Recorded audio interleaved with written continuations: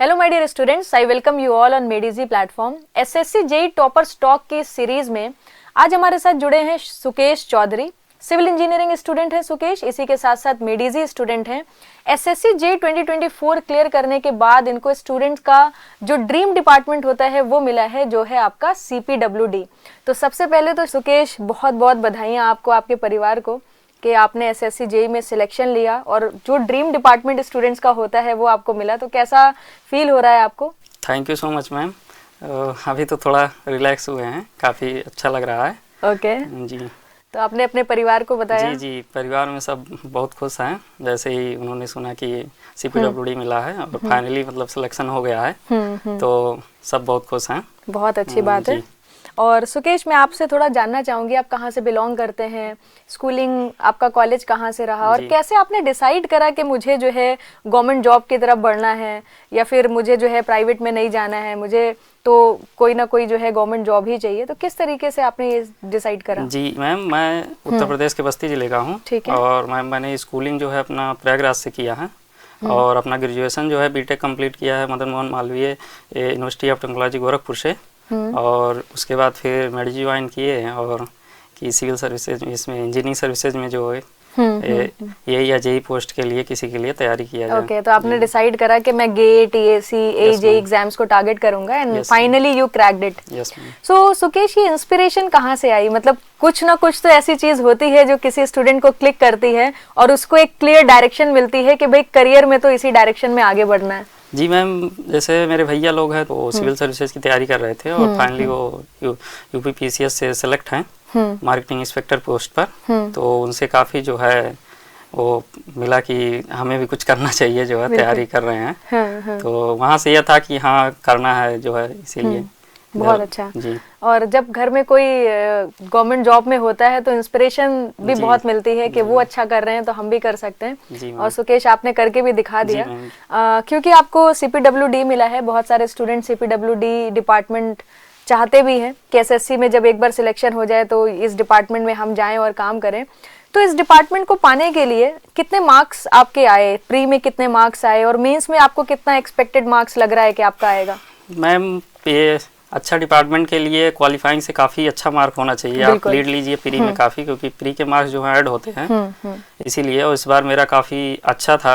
ये प्री में मेरा जो है टेक्निकल में 100 में 74 था और रीजनिंग में 48 था और GS में जो है 26 था। 26 तो टोटल 148 बने 200 में। तो काफ़ी लीड था, क्योंकि OBC के लिए 170 लगभग था। और ये मेंस में अभी 200 था, लेकिन रिवाइज आंसर की से जो आया है उससे एक्सपेक्टेड है कि 248 लगभग है। 248 के आसपास है। तो आप मार्क्स को नोट डाउन कर लीजिए। ये इसके ऊपर ही आपको अपना जो टारगेट है उसको सेट करना है ताकि आप भी एक अच्छे डिपार्टमेंट तक पहुंच पाएं। सो सुकेश, मैं आपसे जानना चाहूंगी, ये आपका फर्स्ट अटेम्प्ट था या फुल फ्लेज्ड में अगर हम बात करें प्रिपरेशन के बाद, या फिर सेकंड था? कौन सा अटेम्प्ट था आपका? ये प्रिपरेशन ये को पूरा होने के बाद जो कोचिंग मेडिजी में मैंने जो ज्वाइन किया और टेक्निकल अपना पूरा कंप्लीट किया मेडिजी से, उसके बाद ये मेरा सेकंड था। क्योंकि जो पिछला था 2023 का, उसमें कुछ मार्क्स से रह गए, प्री और मेंस दोनों दिए, उसके बाद फाइनल नहीं हुआ। तो तुरंत से फिर से जो है लग गए कि सेकंड अभी जो 2024 का है। तो इसमें तो काफ़ी अच्छा हुआ। ओके, इस बार भी बहुत सारे स्टूडेंट के साथ ऐसा हुआ होगा, 1 मार्क से 2 मार्क से आपका रह गया होगा, सिलेक्शन नहीं हुआ होगा। लास्ट ईयर आपके साथ भी सेम कंडीशन हुई, तो कैसे उस चीज को ओवरकम करा? क्योंकि बुरा तो देखो लगता है जब कुछ मार्क्स से स्टूडेंट का सिलेक्शन रह जाता है, तो कैसे उस चीज को ओवरकम करा और कैसे आइडेंटिफाई करा कि इस बार ये गलतियां करी है, नेक्स्ट टाइम नहीं करूंगा तो सिलेक्शन हो जाएगा? ये एश्योरिटी कैसे आई? मैम, मेरा क्या था, मैंने जो है पेपर देखे कि प्री और मेंस के अपने पेपर जो है उसका अच्छे से एनालाइज किया कि कहाँ से मार्क्स कटे, क्यों नहीं हुआ। तो उसमें फाइंड आउट किए कि क्या एरर थे, कहाँ से क्वेश्चन में मार्क्स किस सब्जेक्ट से नहीं आए। तो उसका फिर से जो है अच्छे से उसको रिवाइज किए और उसके टेस्ट सीरीज वगैरह लगाए, वहाँ से मार्क्स बढ़ाए। क्योंकि जो हमारा सबसे अच्छा पॉइंट होता है वहाँ से तो नंबर उठ ही जाते हैं। हमें जो अपना सबसे खराब होता है वहाँ अगर इम्प्रूव हो जाए तो आपका फाइनल सिलेक्शन फिर पक्का हो जाता है। तो मैंने वही किया जो टॉपिक मतलब लग रहा था कि जहाँ से नहीं प्री और मेंस में सही हुए पिछली बार, उसको तुरंत से फिर से जो है काफ़ी स्ट्रांग किए, तो सारे पार्ट का डिस्ट्रीब्यूशन लगभग इक्वल काफ़ी अच्छा हुआ, तभी जो है इतना अच्छा जो है मार्क्स आए। बिल्कुल। एंड आई थिंक सिलेक्शन का जो मंत्र है ना वो यही है कि देखो, जांचो कि कहाँ कमी रह गई है और फिर उस कमी का सुधार करो, इम्प्रूव करो अपने आप को रेगुलर बेसिस पर। और एक टाइम ऐसा आ ही जाता है कि आप एग्जाम से भी परे निकल जाते हो अपने क्वालिफिकेशन के मामले में, अपनी प्रिपरेशन के मामले में, और आप सिलेक्शन ले लेते हो। So this is the best thing I think, identify your mistake and improve it. So Sukesh, थोड़ा सा मैं जानना चाहूँगी कि वो स्टूडेंट जो SSC JEE 2025 की प्रिपरेशन करना चाहते हैं, उनके पास अभी 7-8 मंथ्स हैं, तो आपकी क्या प्रिपरेशन स्ट्रैटेजी रही जिससे वो अपनी प्रिपरेशन स्ट्रैटेजी थोड़ी आपके अकॉर्डिंग जो है डिसाइड कर पाएं कि क्या सही तरीका है कि इस एग्ज़ाम को क्रैक करने का?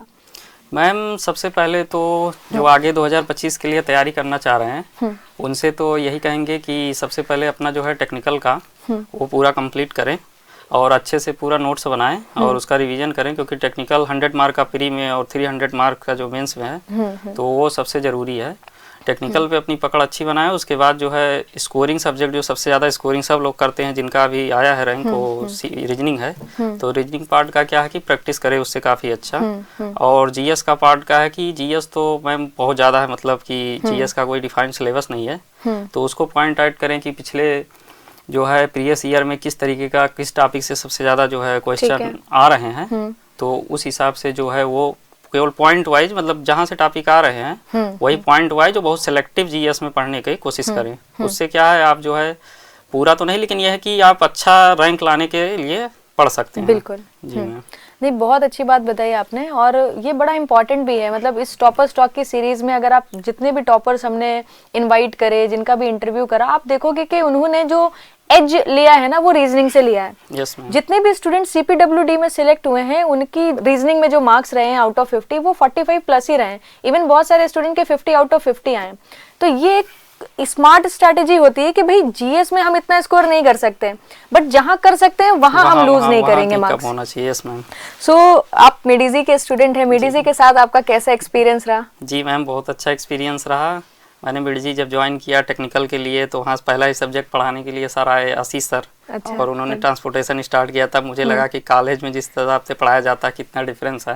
हाँ। और आशीष सर से पढ़े सर्वे और ट्रांसपोर्टेशन, उसके बाद सर राम सर से पढ़े सॉयल, और ऋषि सर पढ़ाए जो है सोम, और जो है सागर सर पढ़ाए इन्वायरमेंट। तो उसमें काफ़ी मुझे बहुत ही मज़ा आया और पढ़ने में, और काफ़ी चीज़ें मतलब प्रैक्टिकली जो होती हैं, क्योंकि सिविल इंजीनियरिंग आप देख रहे हैं चारों तरफ सब दिखता है सामने से, तो वो जो है प्रैक्टिकल नॉलेज इतना सही है कि जिस हिसाब से पढ़ाए वहाँ कि समझने के लिए, एक बार जब सब चीज़ अच्छे से समझ जाइए आप, तो फिर आपको उतना रटना नहीं पड़ता है चीज़ें। हाँ। तो हम जनरली स्टूडेंट से यही कहते हैं कि जो इंजीनियरिंग है ना वो 4 साल की नहीं है, 5 साल की है। 4 साल तो आप कॉलेज में पढ़ते हो, फिर 5वां साल आपका मेडिजी में होता है, और तब आपको पता चलता है कि एक्चुअल इंजीनियरिंग है क्या, और आपको इंजीनियरिंग से तभी प्यार भी होता है। उससे पहले तक तो हर चीज टफ लगती है। सो सुकेश, लास्ट क्वेश्चन आपसे कि जो स्टूडेंट अब प्रिपरेशन स्टार्ट करेंगे अपनी, उनको क्या आप टिप्स देना चाहेंगे, किन बातों का वो ध्यान रखें अपनी प्रिपरेशन की जर्नी में? क्योंकि जब फ्रेशर होता है कोई भी स्टूडेंट, तो काफ़ी सारा अप्स एंड डाउन्स आते रहते हैं, मार्क्स अच्छे नहीं आ रहे हैं तो डीमोटिवेट हो जाते हैं। कई बार क्लासेस करते करते जो है इतना टाइम नहीं मिलता है कि रिवाइज कर पाएँ, नोट्स बना पाएँ। तो आप कुछ टिप्स दे दीजिए हमारे स्टूडेंट्स को। मैं यही कहना चाहूँगा कि सबसे पहले अपना टेक्निकल सब्जेक्ट जो है उसको कंप्लीट करें अच्छे से। उसका जो है, क्योंकि एक आप जो है प्रॉपर सारे सब्जेक्ट के नोट्स जो है आपके पास होने चाहिए जब आप कोई एग्जाम देने जा रहे हैं, कि क्योंकि एग्जाम जब पास में आ जाता है तो नोट्स खोजते हैं कि कहाँ है, तो उससे तो बिल्कुल भी कुछ होने वाला नहीं है। दूसरा यही है कि सबके साथ वही होता है, सब उसी फेज से गुजरते हैं कि पहले स्टार्टिंग में खराब रहता है, तो आप उसको रिवाइज करिए, टेस्ट सीरीज दीजिए, उसको इम्प्रूव करिए और रेक्टिफाई करिए कि कहाँ से आपकी गलतियाँ आ रही है, और उसको कम करने की कोशिश करिए, क्योंकि हमेशा जो है ये नहीं है कि 100% आप सब कुछ सही कर सकते हैं। तो मेरा वही रहेगा कि अभी जो स्टार्ट करना चाह रहे हैं वो अभी जो है क्लास पहले टेक्निकल पूरा अपना कंप्लीट करें, उसके बाद अभी से जो है रीजनिंग के लिए अपना जो है प्रैक्टिस स्टार्ट कर दे। मॉर्निंग में आधा घंटा या 1 घंटा जो है डेली प्रैक्टिस, डेली जो है प्रैक्टिस करते रहे, क्योंकि प्रैक्टिस से ही हम लोग पूरा, जैसे 48 मार्क्स आए 50 में, तो प्रैक्टिस से ही आए, क्योंकि बहुत बार जो PIQ में 50 में 50 पूरा आउट ऑफ 50 आए हैं, तब वहाँ जो है 2 घंटे में प्रेशर हैंडल करके वहाँ कर पाते हैं, क्योंकि टाइम का बहुत और आता है। प्री में 2 घंटे में 200 सवाल करने 120 मिनट में, तो वही थोड़ा सा है। उसके बाद आप करिए और कोई दिक्कत नहीं, आप टेस्ट सीरीज दीजिए, वहाँ थोड़ा थोड़ा इम्प्रूव करिए, कहाँ पे रेक्टिफाई करिए, कहाँ से क्वेश्चन गलत हो रहे हैं, और आराम से हो जाएगा, कोई दिक्कत नहीं है। बहुत अच्छी बात है। और ये बड़ा इंपॉर्टेंट भी है कि भाई देखो, आपको 120 मिनट्स मिल रहे हैं, 200 क्वेश्चंस मिल रहे हैं, दो ही चीजें चलेंगी, एक आपकी स्पीड अच्छी हो जाए, दूसरी आपकी एक्यूरेसी अच्छी हो जाए। और स्पीड और एक्यूरेसी दोनों को इम्प्रूव करने के लिए एक ही चीज वर्क करती है, वो है आपकी प्रैक्टिस। तो जितना ज्यादा आप क्वेश्चंस की प्रैक्टिस करेंगे, उतना ज्यादा आप इंप्रूव करते चले जाएंगे और उतना बेटर रिजल्ट आप लेके आ सकते हैं। और एक चीज मैं बहुत इंपॉर्टेंट बताऊं, जो सुकेश ने भी बोला कि भाई अपने खुद के नोट्स बनाना बड़ा इंपॉर्टेंट है, बहुत जरूरी है, क्योंकि लास्ट मोमेंट पे फिर आपके पास नोट्स नहीं होंगे तो रिवीजन वगैरह आप कर नहीं पाओगे। और हर सब्जेक्ट 50 घंटे का, 80 घंटे का, तो वीडियो के थ्रू रिवीजन तो नेक्स्ट टू इम्पॉसिबल है। नहीं। और एक चीज और मैं बता दूं आपको कि सुकेश ने भी मेडिजी के ऑनलाइन कोर्स में एनरोल करा था। तो काफी सारे स्टूडेंट की ये शिकायत रहती है कि हम ऑनलाइन में क्लास करते हैं तो नोट्स नहीं बनाते हैं, क्लास पीडीएफ स्टूडेंट्स मांगते हैं, सोचते हैं कि टीचर की पीडीएफ को ही प्रिंट आउट लेके यूज कर लेंगे। तो आपका इसमें क्या ओपिनियन है? नहीं मैम, मैं तो यही कहूँगा कि अगर किसी को वास्तव में सीरियस कैंडिडेट है इसके लिए, तो सबसे पहले वो अपना फुल नोट्स बनाए, और अगर पूरा रिवाइज, क्योंकि एक सब्जेक्ट के 15-16 सब्जेक्ट हो जाते हैं टेक्निकल सिविल में, तो पूरा रिवीजन नहीं हो पा रहा है। मैंने तो यही किया था कि सबका शॉर्ट नोट्स बहुत अच्छे तरीके से फिर से दोबारा से पूरा बनाया था। तो वो क्या लास्ट टाइम पे आपको रिवीजन करने के लिए ऐसे होता है, इस पॉइंट पे हम लोग पहुंच जाते हैं कि एक दिन में 2-2, 3-3 सब्जेक्ट तक पलट लेते, पूरा देख लेते हैं कि रिवीजन हो जाता है, तो वो बहुत है। तो किसी को कोई भी सीरियस है तो उसको यह है कि अपना नोट्स तो बनाए ही बनाए, अपना नोट्स बना लो। और मेरे पास भी मेरे अपने नोट्स हैं, सुकेश के पास भी अपने नोट्स हैं। जो भी स्टूडेंट लाइफ में सिलेक्शन लेके अच्छा कर रहे हैं, उन सब के पास अपने खुद के नोट्स हैं। और आज इतने साल हो गए हैं, आज भी वही पुराने नोट्स रेफर करते हैं हम, जब कहीं पर भी हमें कोई टॉपिक देखना होता है। सो होपफुली सुकेश के साथ जो ये बातचीत रही आपको काफी हेल्प करी होगी। और इसके अलावा भी काफी सारी टॉपर स्टॉक की वीडियो हमने आप सभी लोगों के लिए बनाई है, उसको भी जाके देखिए। एक सटीक स्ट्रैटेजी बनाइए, लग जाइए बस, क्योंकि अब से जो है ना आपका काउंटडाउन शुरू हो गया है for the assessee J 2025 examination. Definitely next year आपसे मुलाकात होगी और इसी सीट पर आप भी बैठे होंगे सुकेश की तरह। सो सुकेश, फिर से एक बार आपको बहुत बहुत बधाइयाँ, and wish you all the very best for your future. Thank you so much, ma'am. Thank you so much.